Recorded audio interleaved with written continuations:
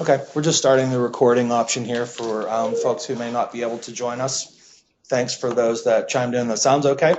All right, first slide here, we're just going to go through and talk about some of the topics for today's training. I also want to let you know that we probably will not need the full 2 hours that we have scheduled today.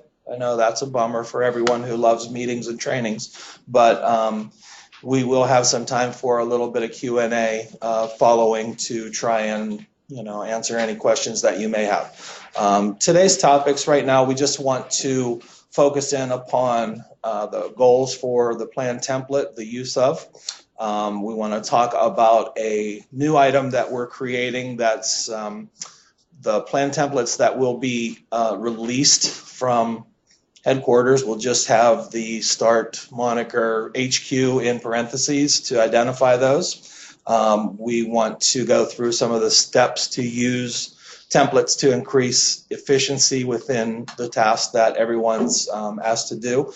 And just because I have a captive audience, I also want to touch a little bit on some of the changes with the AWARE appointment letters, just to make sure that everyone is on the same page with those. Okay. All right, moving on. About plan templates. So we just want to talk about the reason that this has become an idea that we want to get started. The idea is basically this will provide a way that all of our end users, our staff, can consistently apply default values to a new plan. The idea is not to completely take away folks' creativity or say this is this is the only way that you can write your plans, but the idea is to basically try to streamline some of the tasks, the language. We want to have the plans reflect policy. These are some changes that we've noticed through the QA process, different things that either we've noticed some staff are doing really well, or we're seeing other places where some of these topics may not be addressed as comprehensively as we would like to see. These plan templates are not intended to be a plan in and of themselves. Basically what they are is kind of like a running start to writing a plan. Think of it in terms that instead of starting from a blank screen when you write a plan, you're going to start from a screen that has some services and some other information pre-populated depending upon the plan template that you select. And it's also important to note that these plan templates are only to be used, they're only an option for the initial VR plan. These cannot be used for, cloning a plan, amending a plan, things of that nature. So those processes, as we do them now, will still continue, but the creation of new plans can be facilitated maybe a little bit easier by the use of plan templates. And the last thing that we want to touch upon on just sort of about is that these templates can be used in VR case types as well as IL case types. So we're trying to develop some templates for each of those, as many circumstances as we can come up with in the event that it will be helpful to counselors in various agencies or various areas of our agency. All right, so the plan templates right now that we will be rolling out, they've been reviewed, developed, and created by third floor staff, administrative staff. So what we're trying to do is probably when we start, there will be a few templates that we start with. It'll be kind of the easy, the more popular templates, and then as we go through and continue to improve our development, will roll out additional templates as we can. What this will do, it will emphasize consistency according to policy. So we'll have that guide to refer to. We want to continue to make sure that we're following along with what we've developed in our policy manual, and that's being consistent throughout the agency. The slides are not moving. In Webinar Land, we're still on slide 1. And we are still on slide 4. Okay, how do we rectify that? So apparently we're on you guys aren't seeing slide 4 right now. You're only seeing slide 1, and the slides haven't moved apparently. Correct. Okay. Asher, can I ask a question? Yes. Do you want to wait for questions till the end, or can I ask as they come? Yeah, what I'd like to do is I'll probably just pause at some places, so if you wouldn't mind just kind of hanging tight for a second. Okay, bear with us for a second. I'm just going to mute until we kind of get this taken care of.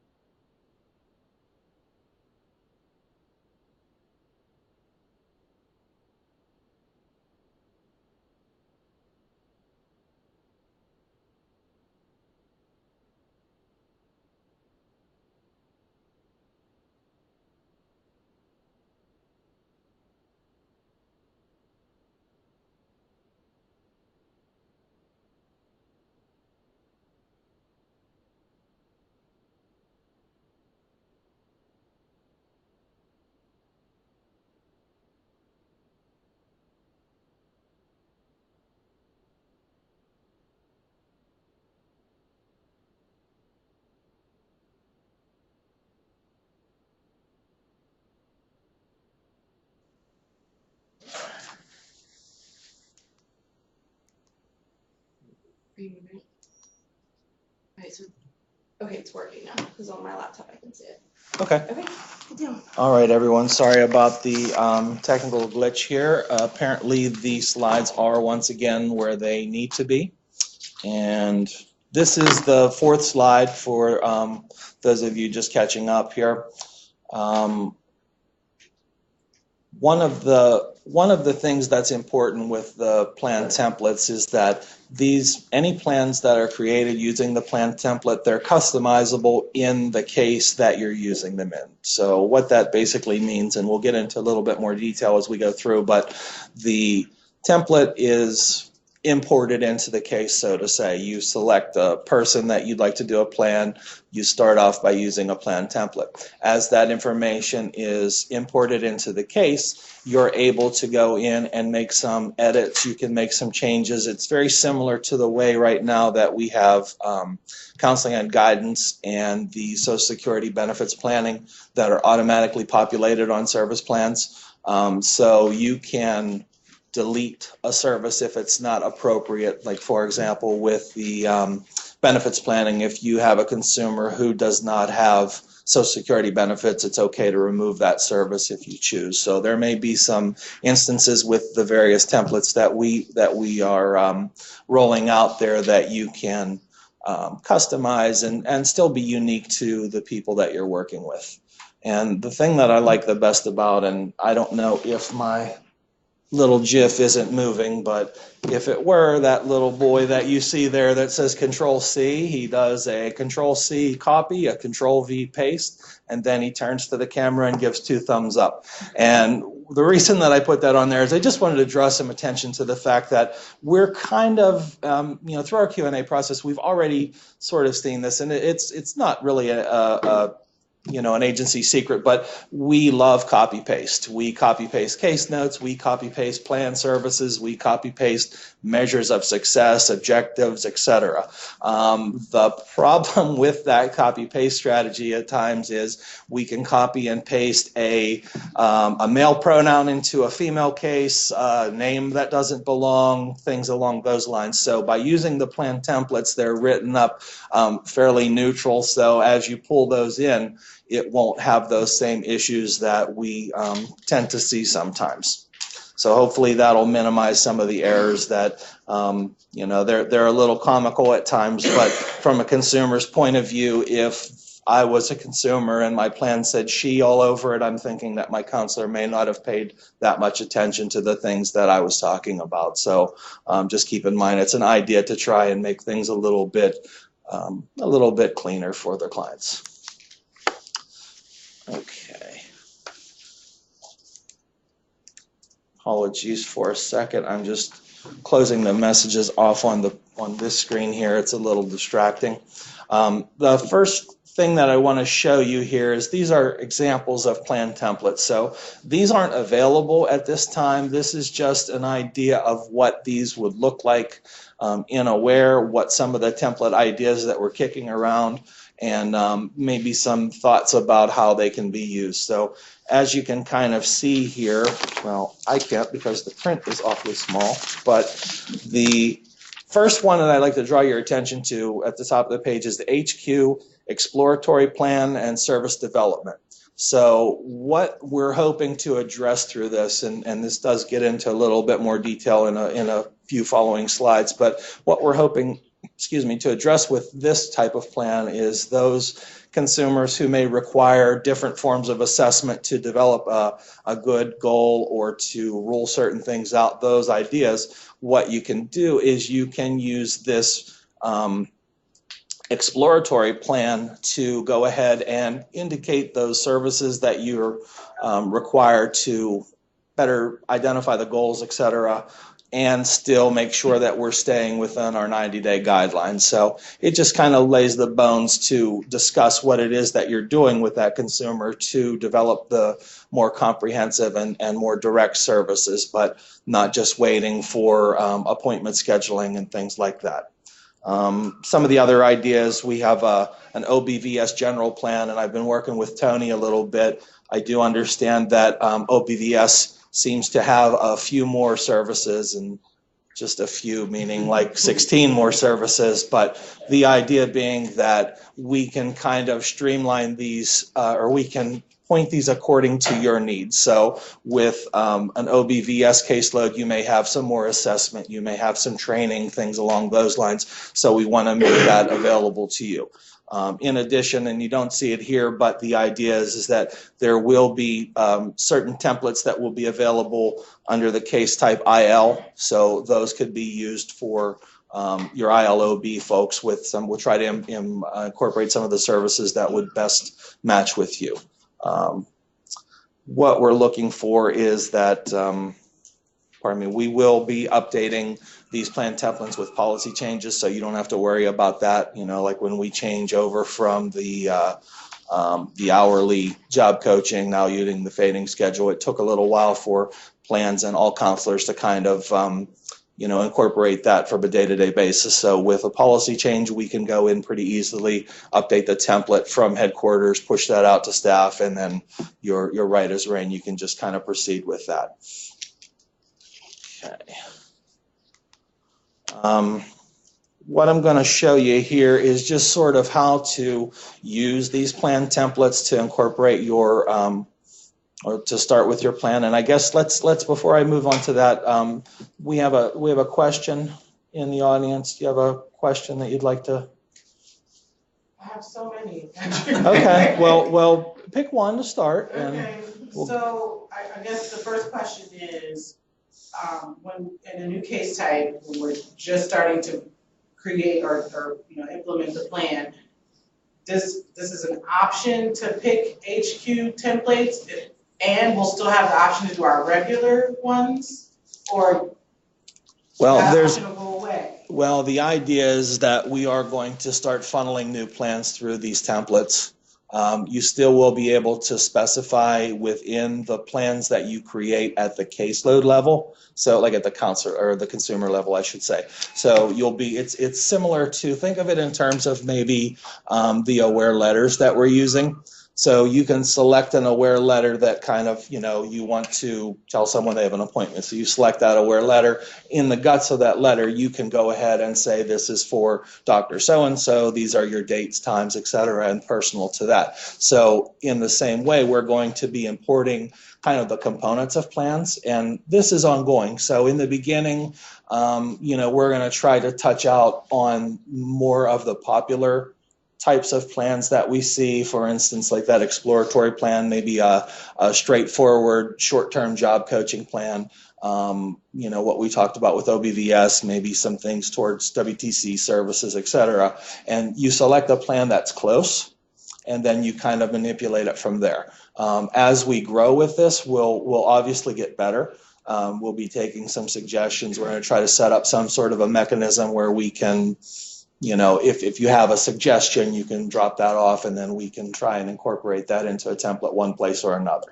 I'll try and talk a little bit towards the end of the program on how you can use this format to develop your own templates, but I don't want to kind of cloud the water just yet. Does that make sense? It does. Okay. Patrick, Okay. Yes, ma'am.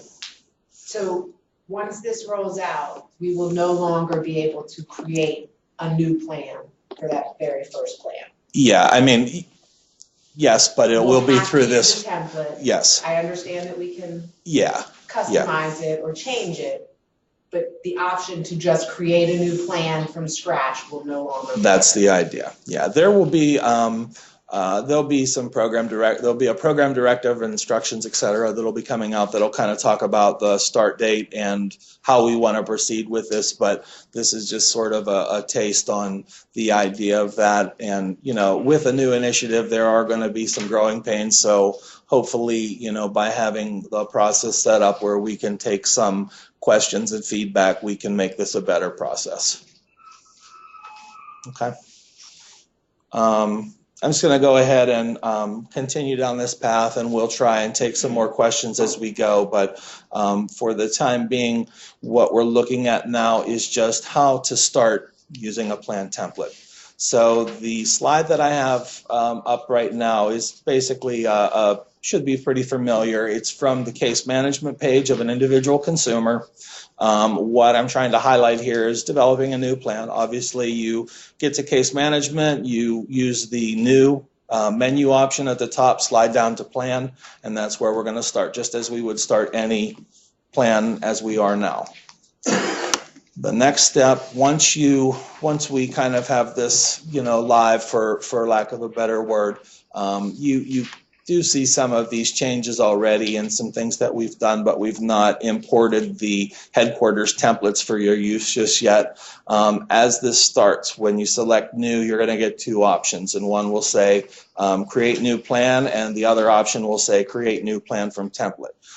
As we roll this out, officially, and this is the direction that we decide to go, that new button may disappear, and it may only be an option to create from the template, but that is something that we'll still have to discuss upstairs to make sure that we're proceeding on the chosen path there. Once you select the create plan from template, you'll see a list of templates that are available to you. Currently, right now, you may not see anything in there unless you've created a template personally, but hopefully in the not too distant future, we'll be able to at least have a few templates there for you to start with. As I said before, there will be some guidance on how we'll proceed, because there won't be a template that matches everyone's needs right off the bat. Hopefully we'll get close, but the idea is to select a plan template that most closely resembles what it is that you're attempting to do with that individual, maybe highlighting the main service or the main idea. Select that template, and that's sort of how the process will begin. So what I've done is I just pulled a slide together to talk specifically for a moment, if I can, about the exploratory plan and the service development template. As we alluded to a little bit earlier, the focus of this exploratory plan and service development template is to help those who need further assessment, who are going to have a career assessment, who are going to have some form of testing, et cetera, to better refine the vocational goal, the services necessary, things of that nature. We've already determined they're eligible. They are planning to participate in services. We're just trying to reframe that goal as best as we can. In those instances, what we'd like to see is using this template to identify what services we're providing to try and get to that goal, to try and understand what services that person needs. So as you are beginning this process with the exploratory template, you're going to see fields that look just like they always do. You're still going to start off by selecting the expected end date of services. How long do you think these services will extend for? if there is if there's any type of delay, that would still be available. That would still be a box that would be required if you go over the 90 days, but hopefully this would be a strategy that will prevent that from happening that often. Select the employment goal, etc. And what you also want to sort of draw your eye to is at the bottom of the page here for the reason that we're selecting this employment goal. Basically, what we want to see is make sure that we're listing out what services that we're looking at doing in this exploratory idea. So what I've just sort of, for today's purpose, just as a placeholder, I just wrote in there, indicate reason the exploratory plan and services are necessary. So at that, it just could be a line or two, but if someone is reviewing this, they'll say, oh, a career assessment is necessary because this person has done this type of work before, but we're not sure if they can go back to it. Something along those lines. I mean, it'll be just like any other repetitive text box. You guys will come up with your strategies on how you like to complete it. I mean, it's the same thing as, you may even be able to copy the assessment reason, what you'll write on that assessment form as you send it out. You could just put that same language there. Okay, but what that allows us to do is to, to demonstrate to the consumer, hey, services are beginning. We haven't just waited 95 days for you to get an appointment with a career assessment person.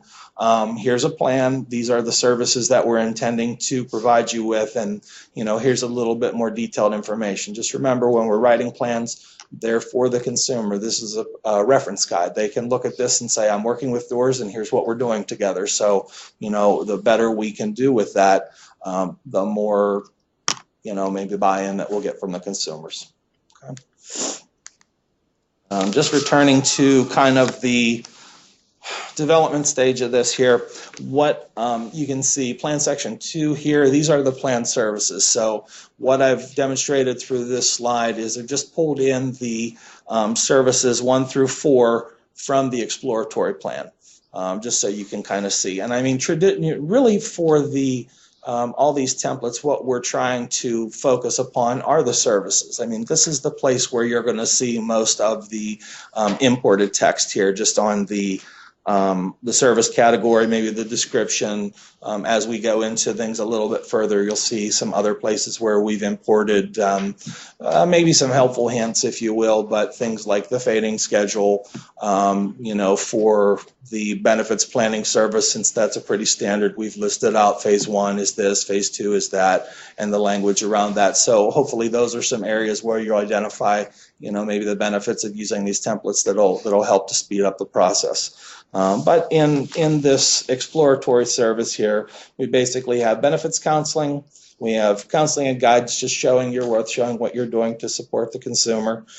Treatment, and this is something across the board that you're going to see with all of our plans here. One thing that we've noticed through QA and, round 1.5 of QA, or what have you, the second time through with QA, we noticed that a lot of plans don't necessarily address the functional limitations of the consumer. I mean, they may perhaps through the services that are in there, but it's not expressly really shown what is that person doing to maintain their health, their disability, what things are they participating in that will help them to stay stable for services to be successful. So if you have a consumer that's has a couple doctors, you don't have to write every doctor out on the plan, but it may be a good idea to say consumer participating in medical care, has Medicaid benefits, what have you, just some information on there to show that that is part of the services that they're, that we're incorporating into the vocational rehab services that we're agreeing upon. And last but not least on this one, we just sort of have a generic assessment in here. And obviously in the description, the description in the comment section, you're more than welcome to update that with whatever language you see is appropriate.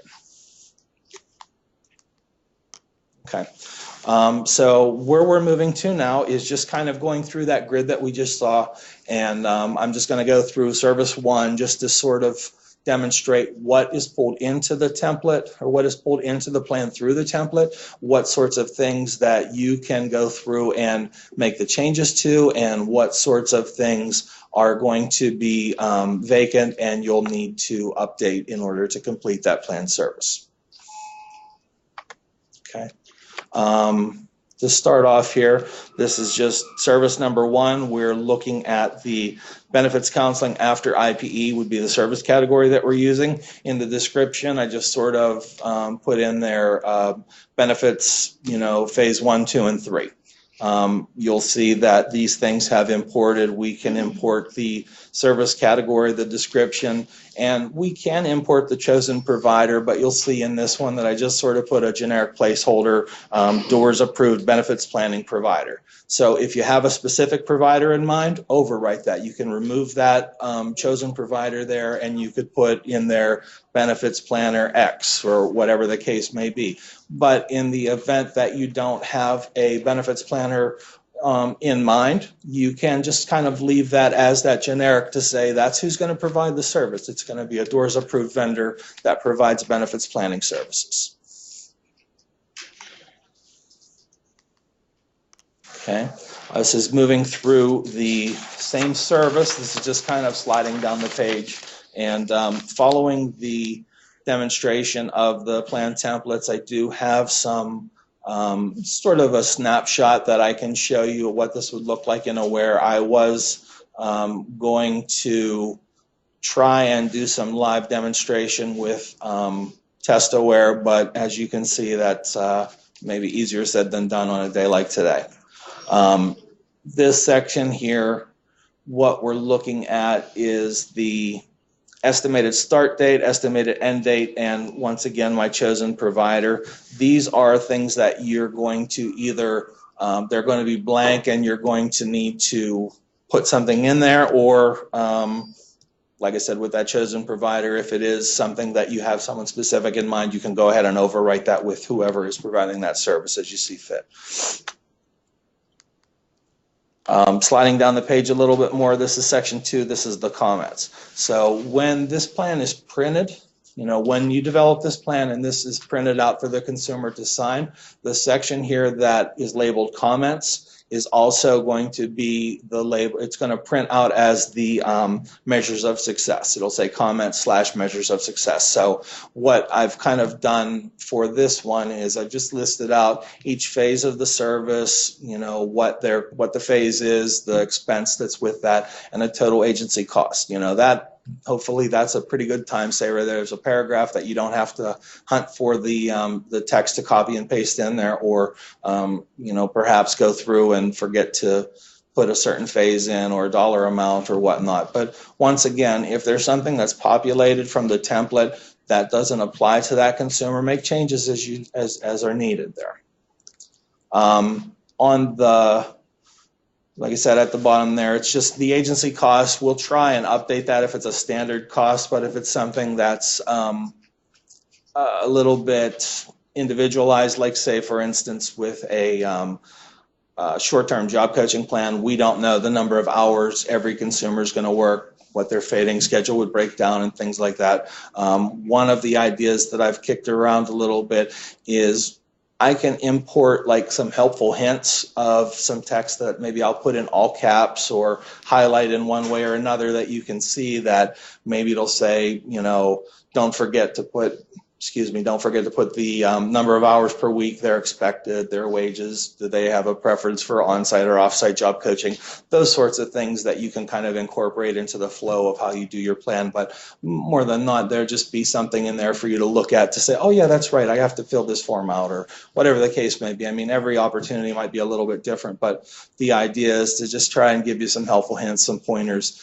to make creating a plan a little bit easier, because it's certainly not a very fluid process. You have a consumer across the table from you, or a consumer and parents and advocates and CRPs and the kitchen sink, and you're trying to do a document from scratch. So that's the main idea behind this, is to give you some more tools in your arsenal to make your job a bit easier.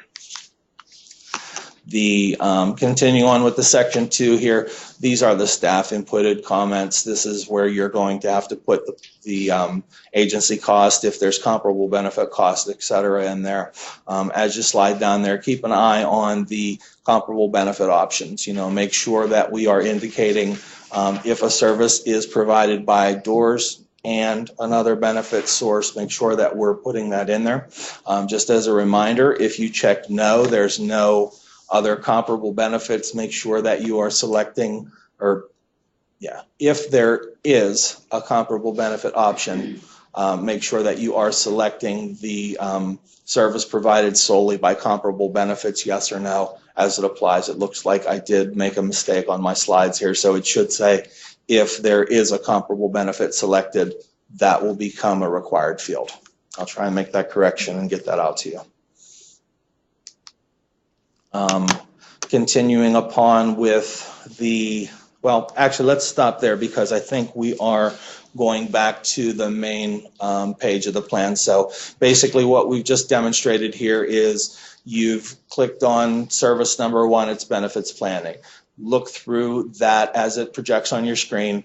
Areas that are blank that have the little asterisks with it, they're going to be required fields. If they're not already filled in, make sure that you address that. If the things that are filled in don't exactly jive with the consumer that you're working with, it's okay to make some changes to that language to make it more specific to the person's needs and services. And just keep an eye on the comparable benefits. You know, that's pretty much it in a nutshell. I've noticed there's been some messages coming on here, so maybe this is a place where we stop and take a couple of questions. So you answered Marcus's question, you answered Teresa's question. Yay. The only question left is Wendy Hill's right now. What happens when one benefit provider is no longer available and counselor needs to refer a consumer to a different benefits counselor? Do we need to edit or maybe use the sample you showed, quote unquote, approved benefits counseling, end quote, without name? Yeah, I mean, to answer the question that she's kind of asked here is if you know, if you're not sure of a benefits provider or any service provider and the service provider changes, it's okay to kind of put that wide-reaching generic. It's, you know, it's also something that if a service is on the plan and a provider changes and that's the only thing that changes, it's really not necessary that we do any kind of update to the plan itself. In those events, it probably would be a good idea to document that in a case note of some fashion to say that, you know, they started with this job development provider and for whatever reason, they're moving on to another. Be good information. If I was the new job development, I'd want to know what happened and what didn't go well in the first time. But as far as it goes with the plan, I don't necessarily see a reason where we would have to make updates. Unless you guys like doing these technical edits so much that you want to continue with other options, I'm sure we can work something out. Susie? I was just curious, Patrick, as to why you may have put in the example that you gave, the description of the benefits counseling, the descriptions of phase 1, 2, and 3 under the comment section and not up in the actual description section. So that's a really good question, and I think I can answer that. I'll show you on the, there it is. Okay, so on this slide, it should be slide 9 where it's just showing the plan services. The question is, why did we not put the description in the, well, more of the details? Why didn't we put that in the text field marked description, and I selected the text field marked comments for it? The only reason that I made this decision is when you look at the plan from the kind of the high level view, you're looking at the plan where, you know, we have all the services in a grid. If you put all that dialogue in that box, it kind of gets real wild. And, you know, that first service, it would say benefits counseling phase 1, $800, blah, blah, blah, benefits counseling phase 2, $1,000, blah, blah, blah. And it just kind of grows and takes on a life of its own. So what I tried to do in the idea of keeping it a little cleaner is just to document the service there in, you know, maybe a briefer description, and then in the comments and the measures of success as it would print out on the plan, it's maybe a little bit more aesthetically pleasing to have a blurb there as opposed to earlier in the document. But I don't know that that's necessarily something that's written in stone. It's just a personal preference to try and keep it a little bit cleaner.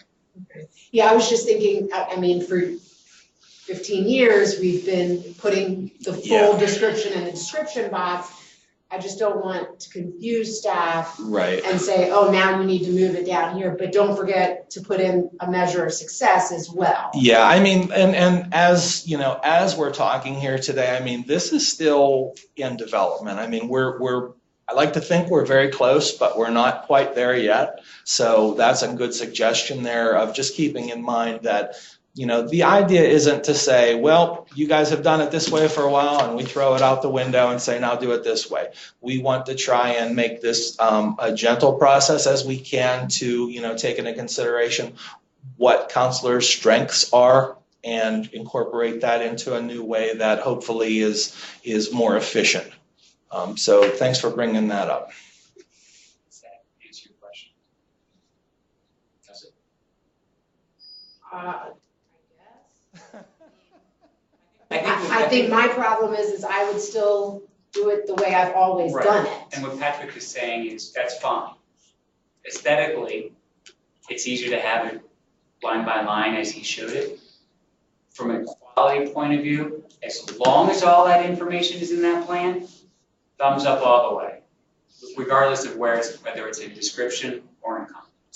I just don't want to confuse staff. Yeah, I mean, that's, like I said, Because measures of success doesn't even print on the plan, it doesn't say that. It So doesn't say it on the it's plan, but been it comes out of confusing for comments. staff to begin with, I know that, you know, when I train new staff, they're like, well, what do you, but it doesn't look the same, and I'm like, Well, one just no. one idea that I have maybe with that is, get there. Okay, so this is the comment section where this is what prints on the paper copy as measures of success. What I may be able to do on the templates is where, you know, right off the bat, I could put also measures of success, also list out measures of success, you know, something along those lines. So when you see that, it'll prompt you to like, oh yeah, that's where it is. I mean, the idea with this is these aren't carved out in granite. We want to sort of show you what we believe goes into a quality plan, what goes into it according to policy, and then we're going to put our heads together and try and push this out in a way that does incorporate the way that we have been doing things with the idea towards efficiency. So, you know, it may wind up being in that section. It's just trying to find it in a way that makes the most sense. Okay. Okay. Any other questions before we continue? There are none in Skype land. Okay. All right. Well, thanks everyone. I'll just go ahead and trudge on here. So this is the section after you've gone through the services as we've just kind of described them. You've clicked on service 1, you've opened up that service and you've made this more in tune with the consumer that you're working with. You've gone through service 1, 2, 3, 4, etc. You can add services to this if there's other things. Perhaps there's transportation that goes along with this, or there's other, you know, some other types of service that you think might be appropriate on this type of plan, but you don't see from the template. Go ahead and add those as you would. After you've completed that service section, you're going to continue on along with the plan just like we always do, and we're going to move down to the participant responsibilities.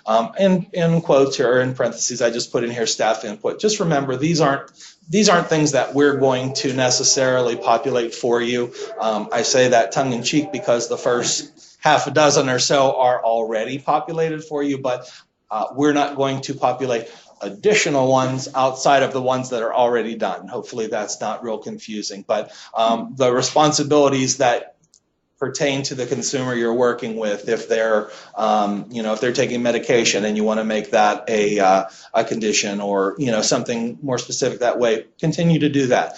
What I wanted to do is to just draw your attention to one in particular on this plan, and it applies all across the board depending upon the individual. But if the person you're working with is a student, excuse me, they're a student in high school and they're pursuing a diploma. So this is only for high school students that are pursuing a diploma. So if you have somebody that's going after a certificate, it's okay. You don't have to make this checkbox, but if you're working with a consumer who's in high school participating in services towards receiving their high school diploma, be sure to check the box that says I am and will continue working to obtain my high school diploma or its equivalent.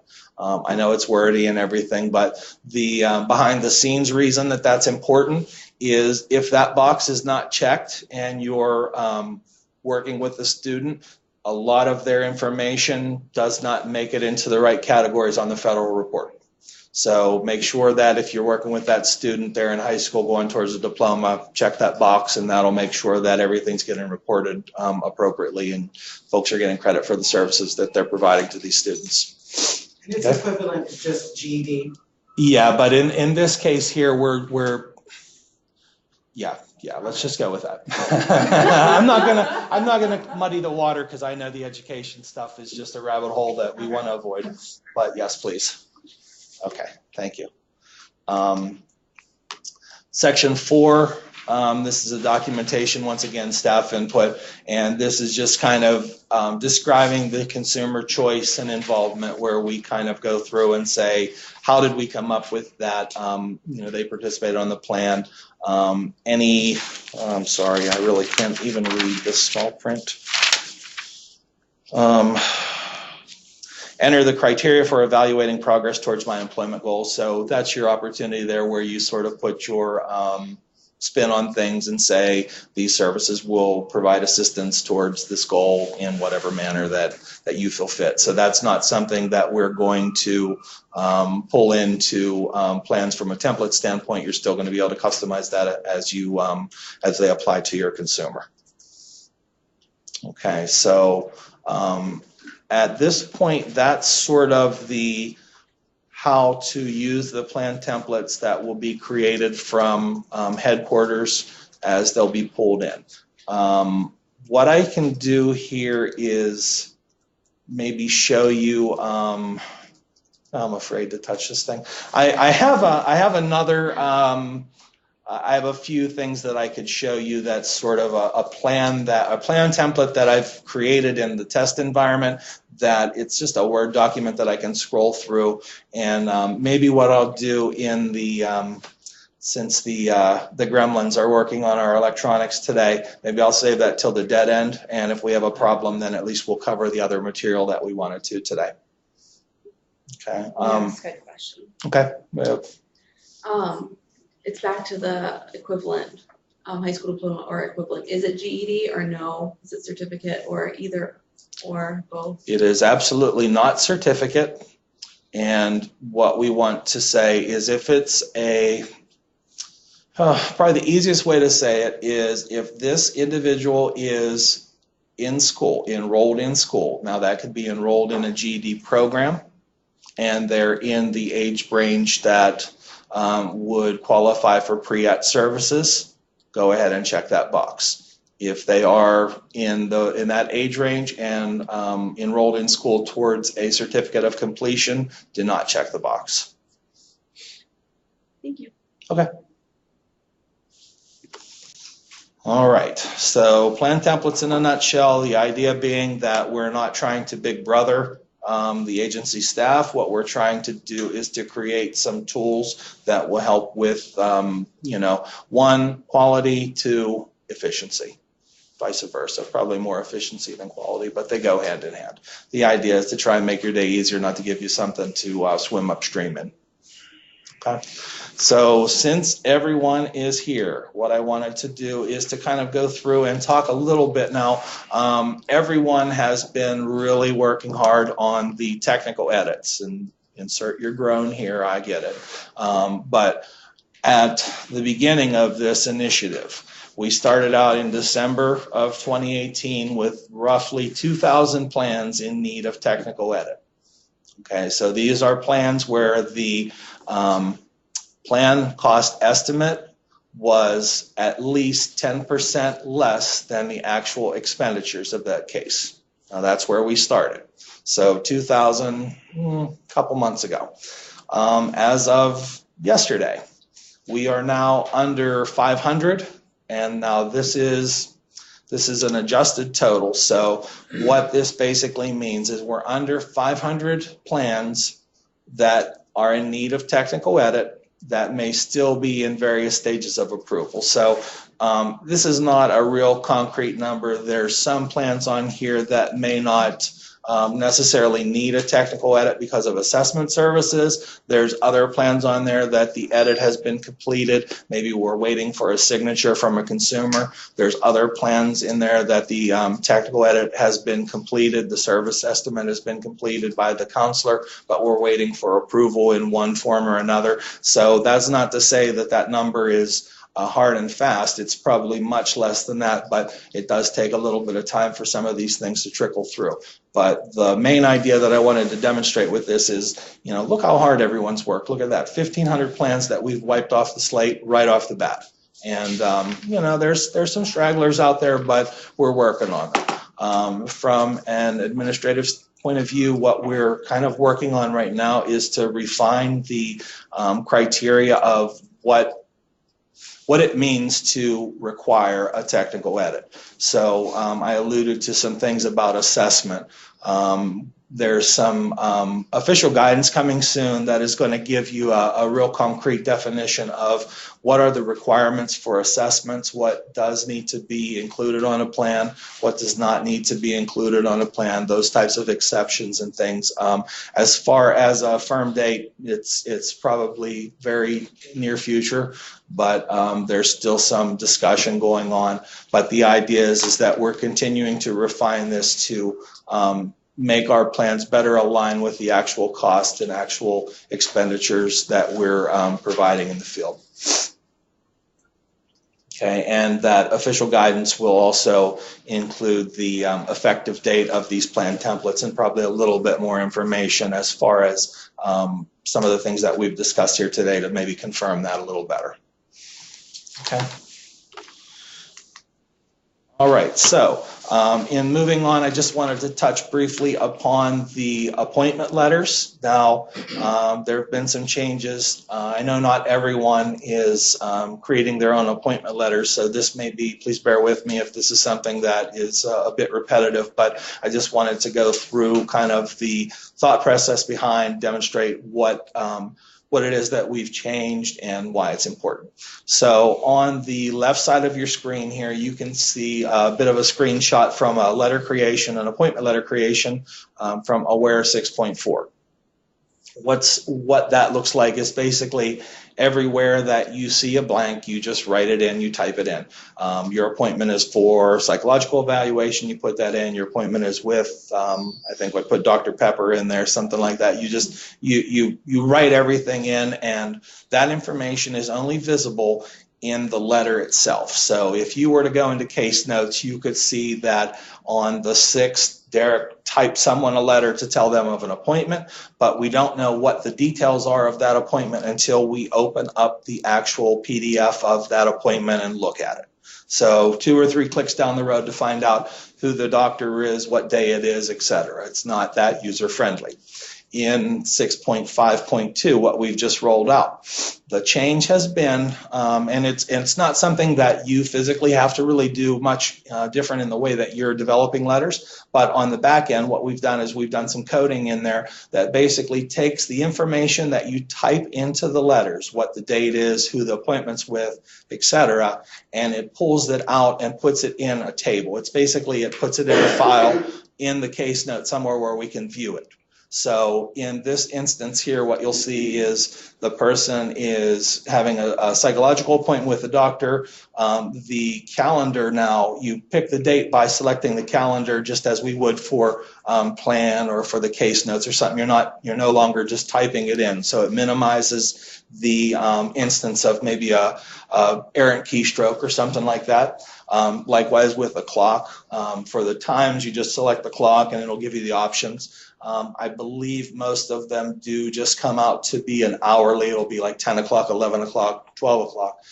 If you do have an appointment that's at an unusual time, like say 12:15, select the 12 and then make the change to the last 2 digits of that manually. There's not like a scroll feature where we can go 12:01, 12:02, 12:03.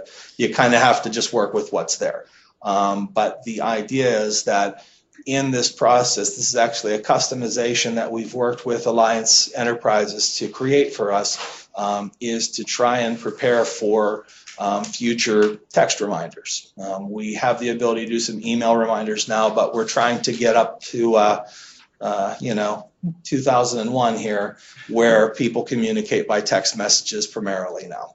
So the idea is that with these appointments, it's just like when I have a prescription that's time to pick up. They send me a text message and say, hey, we notice your prescription's going to be ready for pickup tomorrow. And it's just that little goose, that little reminder that says, don't forget. We get them for dog grooming, doctor's appointments, car maintenance, you name it. That's how they communicate. So the idea is that we'll eventually be able to do that with our case services using this appointment letter format. So just to show you on the second page here, so in the actual case note, if you were to create a letter and then in the case note, you'll see at the top of it, it would say, you know, today's the 6th, we sent an appointment letter. If you continue to scroll down the page, there's a new section, section 3, appointment. And what is included here is the details in the letter that you just typed. So as you can see from the screen that was on the right-hand side of the previous slide with the 6.5 option, the appointment date is included right there. You can see it from the case note level, the start date, the end time if that's entered, etc. And it's all available here in what we consider to be a table. So instead of having to go the whole way into the letter to find out what's going on, now you can just look at the case note level and you can verify it there.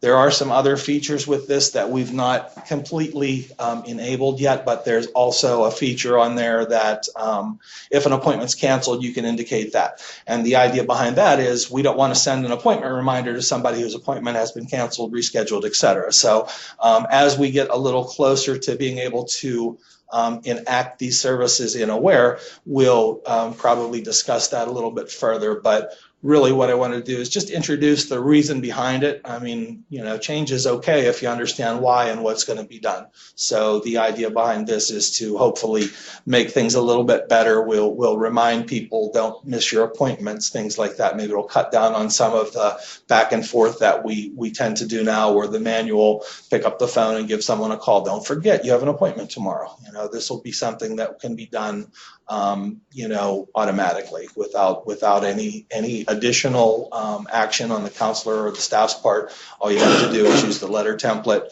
The information that you put in the template automatically populates a table, and then, you know, between myself and the programmers, we want something on the back end to be able to distribute those. Well, the idea is that we'll be able to do that at some point. Okay. Patrick, Yes. the information there, is that in the case note, the correspondence case note, or is it creating another new No, case the note? same case note that you would normally create with an Aware letter. And then I would go back to and open the letter. That information is going to just be. Yeah, you don't have to sitting open the letter anymore. Now you just have to scroll down one more section. I believe the first section says case note category, something like that. Second has like a comment section where you can, or summary, I can't remember the label. And then the third will be this information as we're just seeing here. So it's just a little further down the page. Is that a new section? Mhm. That's all it is. Yep, so it's, you don't have to do anything different. It's just if you, I don't think it's inane on any case note. I could kind of demo it for you if you like. No, to. but I mean, usually in the case note, it's just that comment section, so it's now. Yeah, it's another it'll section. be section 3. I think comment section is number 2, and then it would just be a little bit further down. Yep.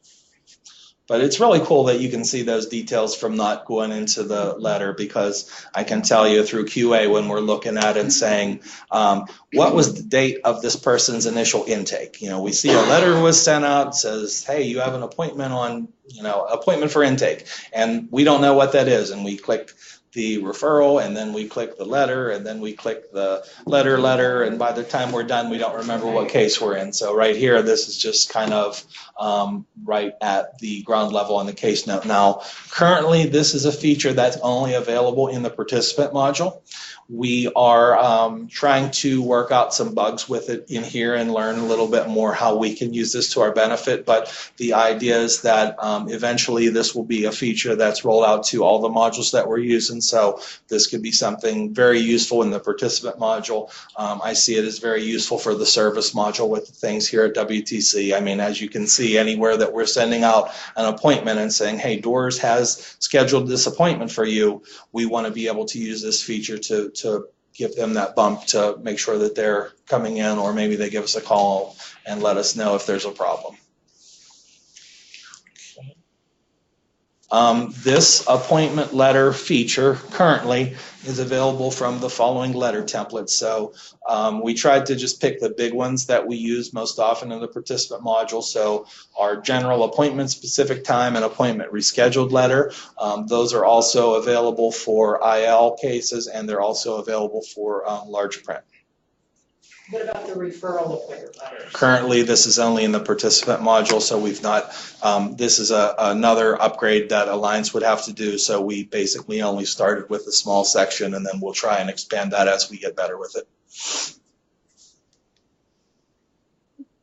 And that's all I have. So a lot quicker than 2 hours, so that's good. I'm sure that won't break anyone's heart, but let's take a few minutes here and first, let's see, does anyone have any questions about what we've covered today, or anything that's still a little bit unclear that you'd like to hear more about? I know you said it's coming soon. Which thing coming soon? The templates. The templates? Do you have any idea Um, what coming soon means? Does that mean next month, next year? Probably next month. If I was going to lay a dollar on the table, I would think probably no later than that. Patrick, Yes. if staff had already created some template that I'm using, can we still use it until this goes by? Yeah, the question that Roxanne had posed is, if staff have already created some templates, can they continue to use them? The answer is yes. For the time being, just go ahead and continue with that. I mean, if you have some templates that you like and you feel so inclined to share them with me, that would be terrific, because what I'm trying to do is to cast a net and pull in as many of the different types of services that we're doing, see how folks are indicating them and aware. And Roxanne, I'm worried that you might send me that 16-page template, but I already have some stuff Tony had given me from you. But the idea is that if you have some things that you feel might be helpful to others, send them to Awarefield support or send them to my email box, and I'll try and incorporate them. I mean, at the very least, we'll make sure that's discussed as we're developing these things. You know, like I said, the idea is not to make this because I said so. The idea is to say, what do we do well, and how can we continue to use that to the benefit of the folks that are doing this work? On the printed plan draft that you have your consumer sign, they'll see that HQ on there? No. No, okay. No, the question is, would the consumers see on the printed copy that this plan was created from an HQ template or any template? The only place that comes up is when you originally start out and you say create new plan from template, and then you get the available ones that you can select through. From that point forward, that none of that will follow onto a printed copy. And then clone plans, this is, you know. You got it. Yeah, this is only, the plan template idea is only applicable to an initial plan. If you're adding services to an existing plan, you're still going to go through the clone plan process as we would any other time. So this is only kind of that head start on an initial plan, and then once you've got to that point, you already kind of have a model to follow from, and then you can kind of see how this mirrors that process. This is kind of like we've already cloned a plan for you to use, and then you make it specific to your consumers' needs. Okay, so 2 Skype questions. People would like to see examples, so I let them know that at the very end, just in case it disconnects us. Yep, we're afraid of the technology, but we'll Yeah. get there. And is there a case note intake note that can be developed? Funny you should ask. What was the question? Is there a case note intake note that's being developed? So who asked that, by the way? Chelsea from Towson. Okay, not to call you out, you're thinking along the lines of several of us here. There is currently, hopefully that we'll be able to finalize this at next month, or policy review on the 16th, I believe. It's either the 14th or the 16th, but very soon. We've taken the initial application checklist as it exists in Aware right now. It's very static. It's just sort of like a grocery shopping list. You check things off and that's all she wrote. So it doesn't really have a place that says this is for this consumer, we met on this day or anything. It's just a checklist. So in the same vein as what we're trying to do through the plan templates is giving folks a head start on the work that they'll have to do. We've taken that initial interview or application checklist and made it more of a dynamic document where you can say the question on the checklist currently says vocational goal, and that's it. On the new and improved checklist, it'll say vocational goal and have a few lines where you can write that in. You can write that information in.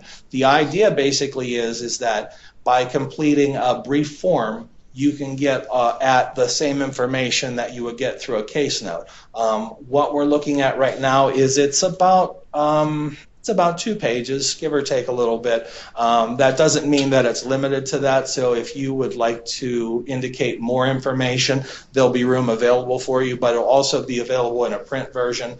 Now the print version is, it's a little bit more limited. You may have to stick another page with it if you get really wordy, that sort of thing. But my idea was, say you were going to a school and you were doing an initial interview with a student. You could take this, brief document, have your intake, and what we've noticed doing QA is a lot of counselors take a blank sheet of paper and they write all these notes down from their intake, because you don't want to stop with that conversation with the consumer to type. You want to have that organic conversation, get to know them, and while you're doing it, you're taking notes. Well, taking that one step further, I said, wouldn't it be nice if what you wrote down in those notes could suffice as your case note? And you can write your notes down on a paper and scan it into the case, and now you've done your initial intake note. So to be continued, but the idea being, once again, in the interest of efficiency, if you have a meeting, you have 3 or 4 meetings in a day, and at the end of your day you go, all right, now it's time for me to go back and write that intake note from that appointment I had at 9 o'clock this morning after all hell broke loose the rest of the day.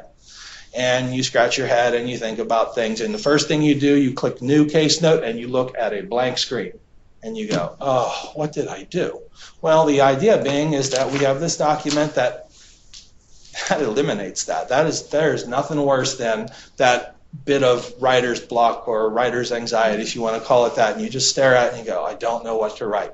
And once again, with my little gif of that boy with copy and paste and the thumbs up, we all have some blurb somewhere on our computer of counselor met with consumer, reviewed CAP, gave brochures, talked about informed choice, order of selection, and it means nothing because we've just copied and pasted it to death. So what I've done through the intake questionnaire is kind of flesh those things out where it can say provided copy of Dora's brochure, and there's a checkbox, and you give them the brochure and check the box, and that's all she wrote. So in moving through that, there's some different things there that we can that we're reviewing right now to try and finalize, but hopefully that'll be something that'll be available in the not too distant future as well. Okay, are the appointment letters available as of today or when? The appointment letters went live, well, it would have been the Saturday after we took Aware down and upgraded it, so it would have been 2 weeks. About 2 weeks ago, give or take. Yeah, so they're live and active right now, just in those few instances here in the appointment specific time and appointment rescheduled in the participant module and large print and IL. So the other ones have been erased? Yes. Okay, and can we have a technical edit activity due? Be careful what you wish for. We are working on trying to better identify those plans that are in need of that. We're looking at developing a report currently that will identify plans that are approaching that technical edit need. So it won't, we're going to get to a point where it's not, oh no, we went over by more than 10% and we have to hustle and do these things. We're going to try and stay ahead of the game, just similar to what you're noticing with your 30-day and 45-day application and eligibility reports. We're trying to develop a user-friendly version that you can run and say, okay, here's my plans that are approaching that 10% threshold, and I want to do something with it before it exceeds, if you know that anticipated services might push you over that threshold. 2 more questions. Would the information from the initial note be transferable to other aspects of the case, for example, the disability page?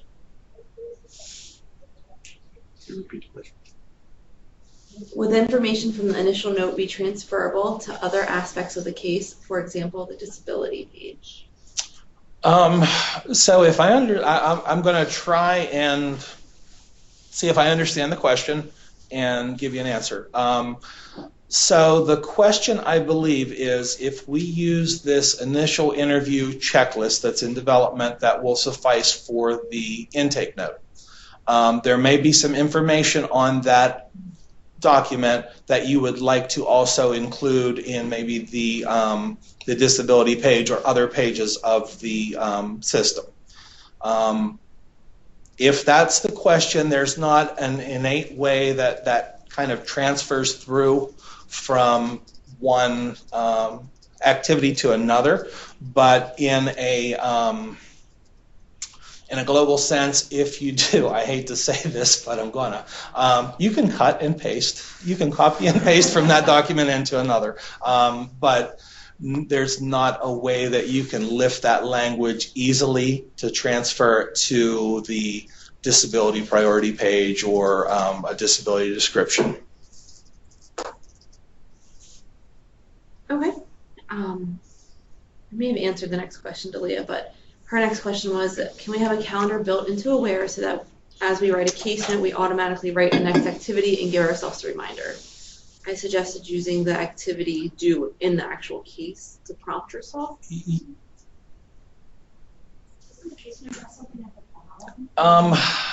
There are, but it's very seldomly used. It sounds like what that most closely mirrors is a custom activity due.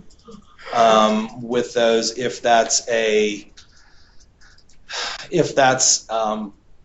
from that note, if you would like to create it, it's simply from, once you finish that note, just selecting new from the menu option, activity due, and then from there you can kind of draft your own custom activity due with the, you can customize the title of it, the dates that it's due, the days due from reminder. Basically, if you say this is due 3 weeks from now, you can set it to give you like a last minute warning. You know, you could say, well, remind me 2 days before it's due, and that sort of thing. So those are kind of built into it, but I don't know that there's necessarily a great system that would do what you're kind of looking for.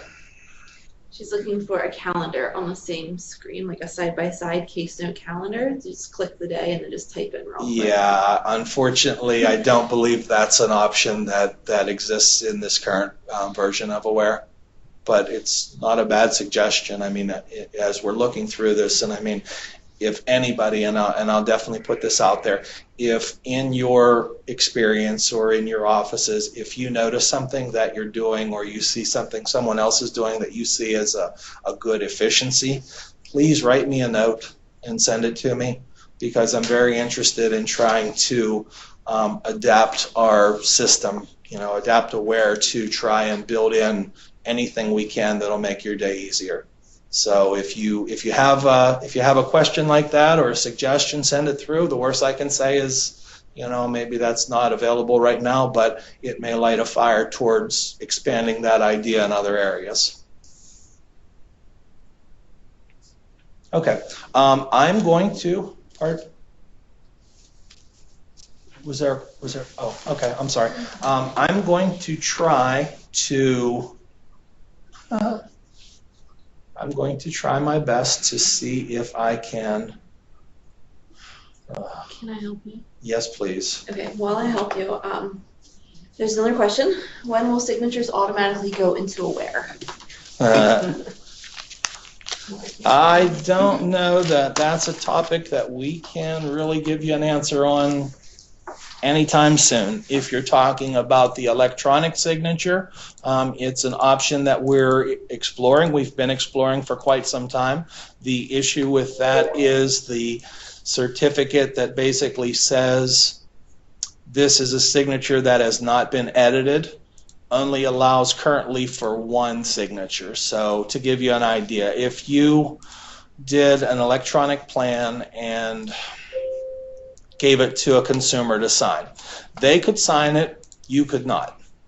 There's a kind of a certificate of authenticity that accompanies that first signature, and basically when that signature is, for lack of a better word, locked into that document, any changes that are made to that document following voids that initial certificate. So right now it does not seem like it's a great time saver, because what it does is causes you to print out another copy, sign it, and attach it, and I don't necessarily think that that's something that's going to make it a whole lot better. I just need that document. Document.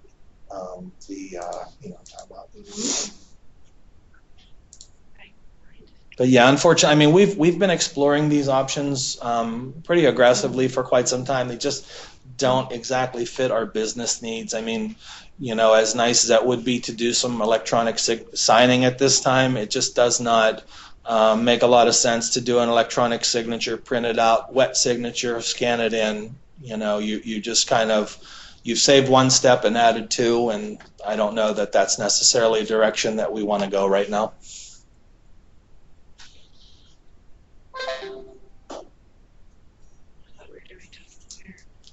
Do you want to give a 5-minute break?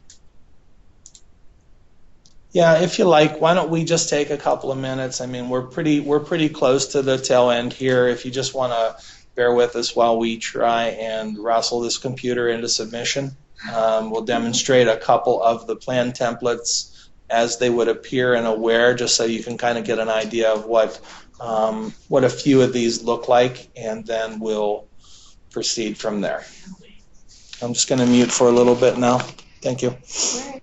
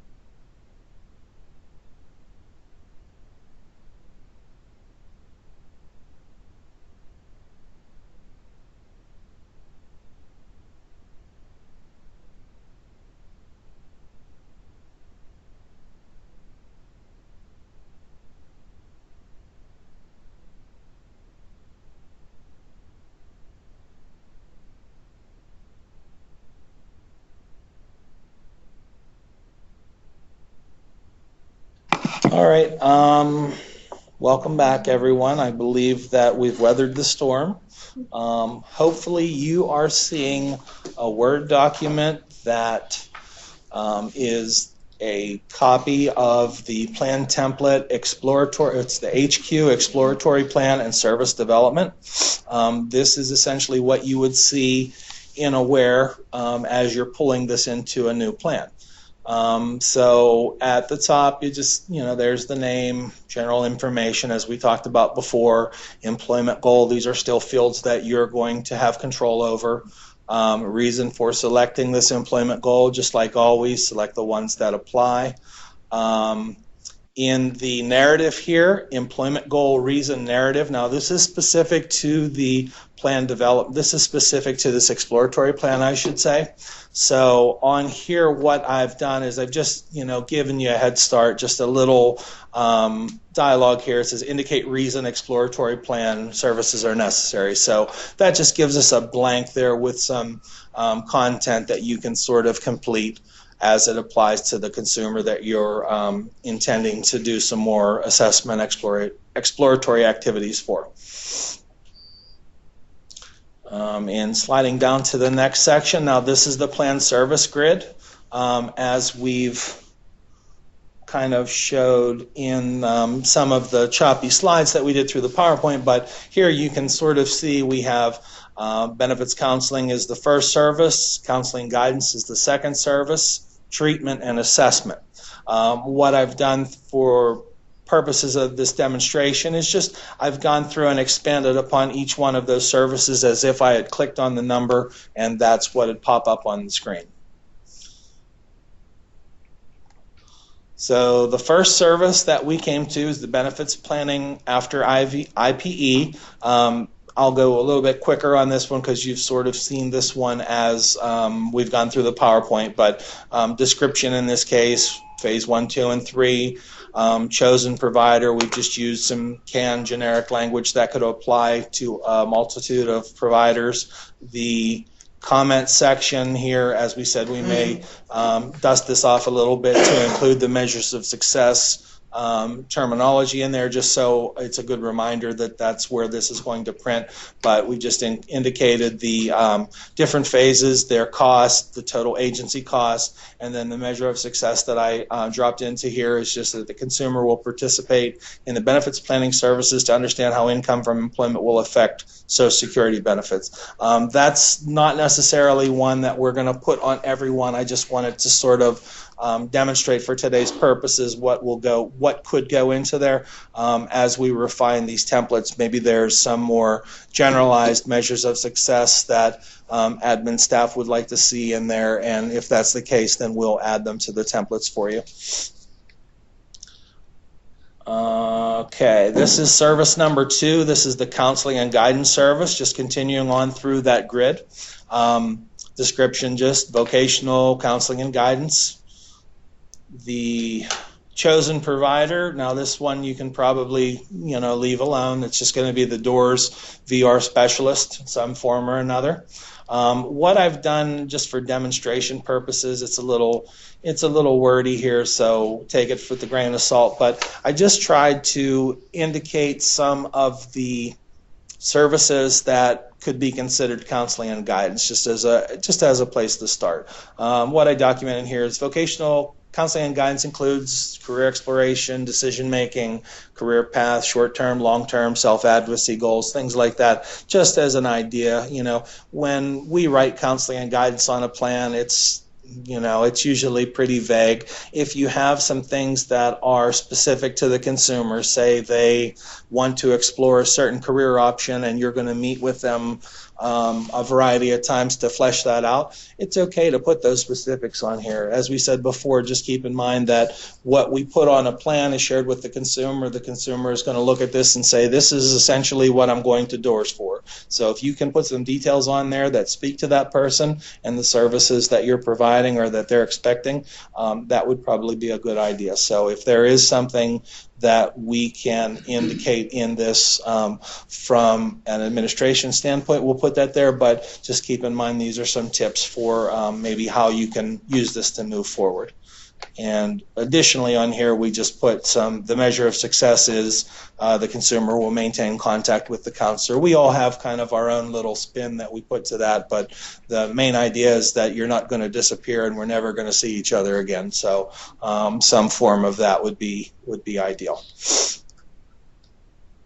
Service number 3, this is the treatment service. As I alluded to earlier, this is a service, services designed to address functional limitations are often omitted from the plan. These are things that we've kind of been able to observe through the QA reviews that we've been doing. Sometimes these services are assumed that maybe certain type of job coaching or training is addressing those limitations. If it's not clear, we can't kind of credit it, but I think it's important because we do work with folks with disabilities that we indicate a specific service that is, you know, them taking care of themselves one way or another. And like I said, I think this is a good opportunity here where you can kind of get a little bit more specific with what a consumer's current treatment is or is not.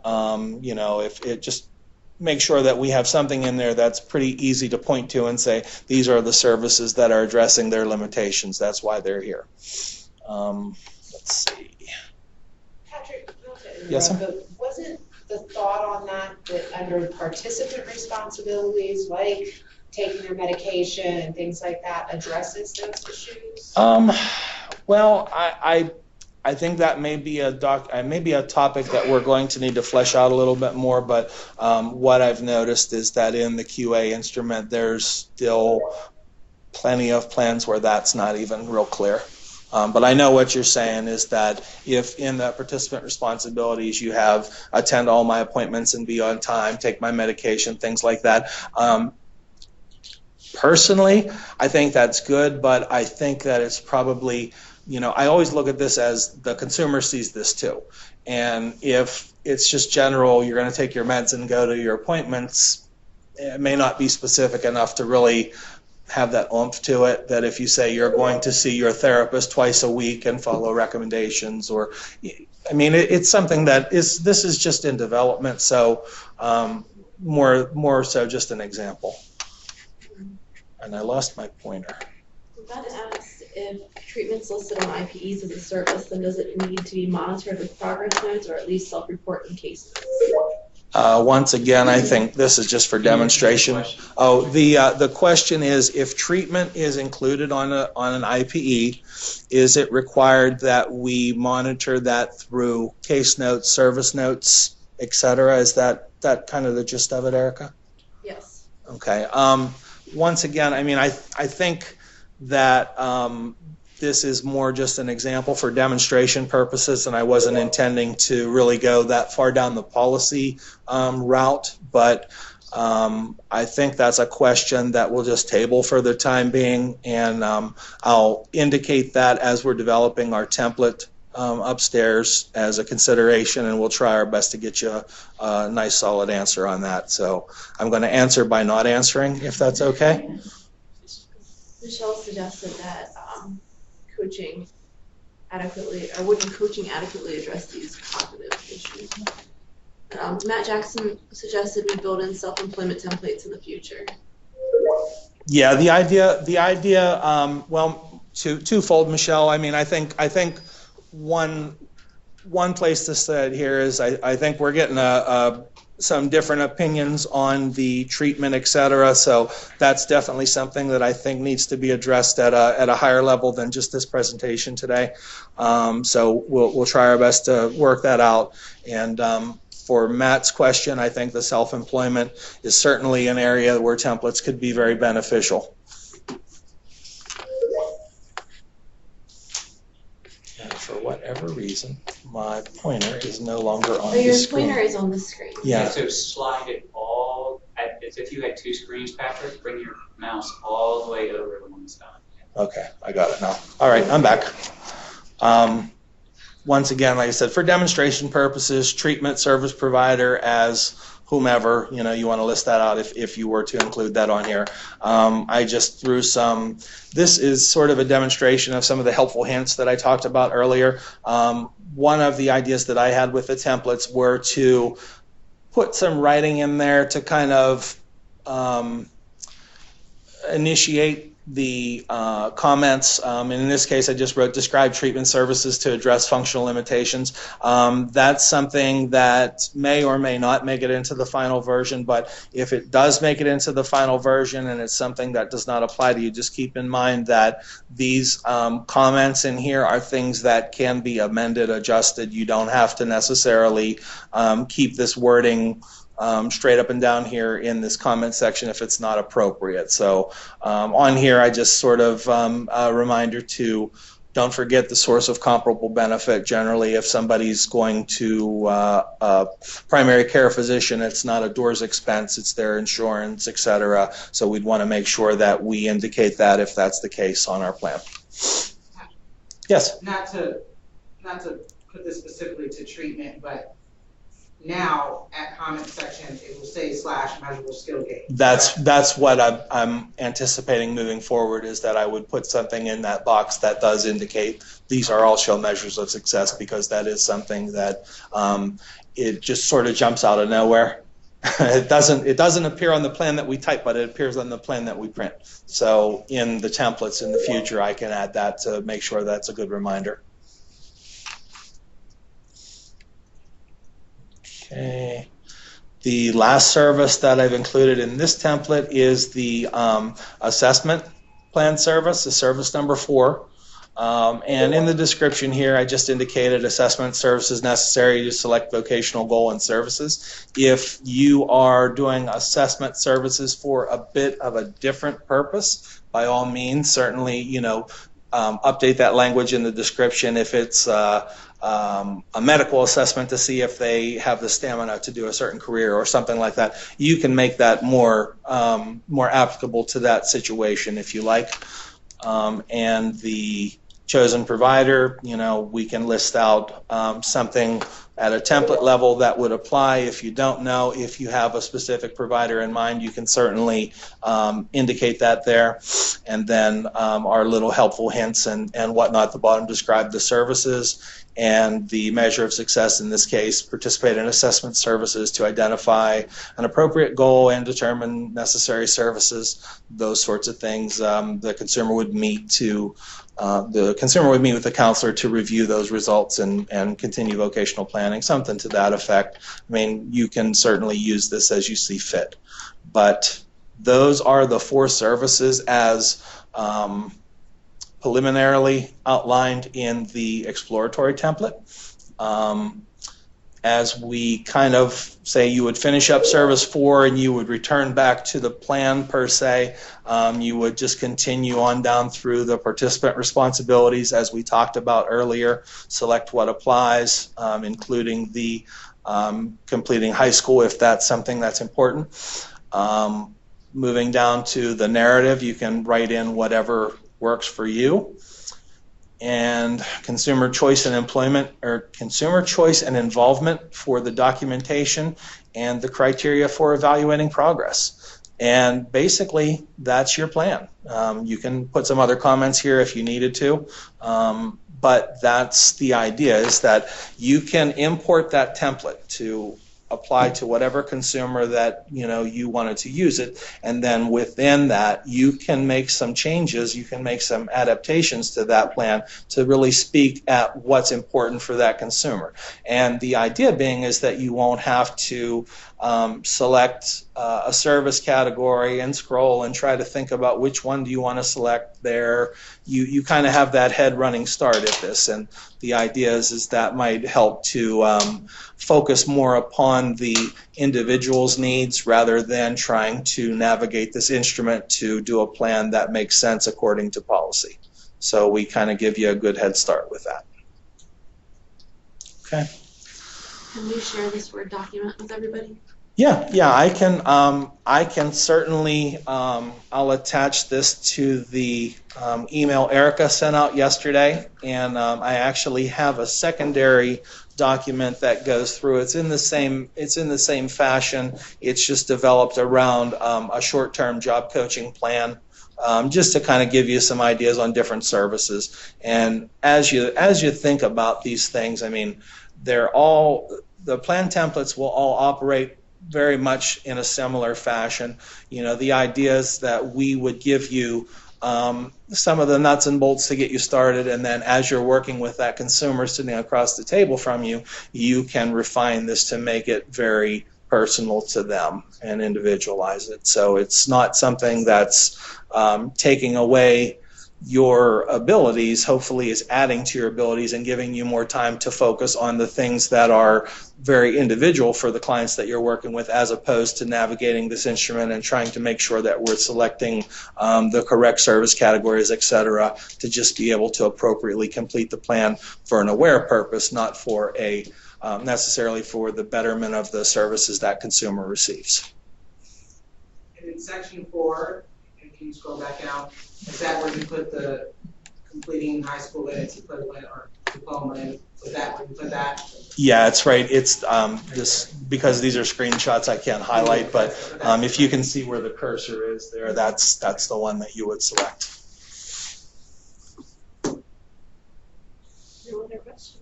Okay, well, it seems pretty quiet online and pretty quiet in the room as far as questions, so I think we're going to go ahead and wrap up early here a little bit. I really appreciate everyone's attention, and certainly, as I said before, please feel free if you have some ideas, if you have some other things that you notice might help to make things a little bit more efficient. Certainly forward them along to me, and I'll make sure that they're included in these discussions, because these are the things that maybe we can do from an administrative standpoint to help you do your job more efficiently, to be able to make it through these, you know, navigating all these different data entry points that we have to do again and again and again. I mean, the idea is to focus on what's important, and what's important are the people we work with. Okay, well, thank you, everyone. If you have any questions, send an email, and otherwise, I'll see you soon. Bye.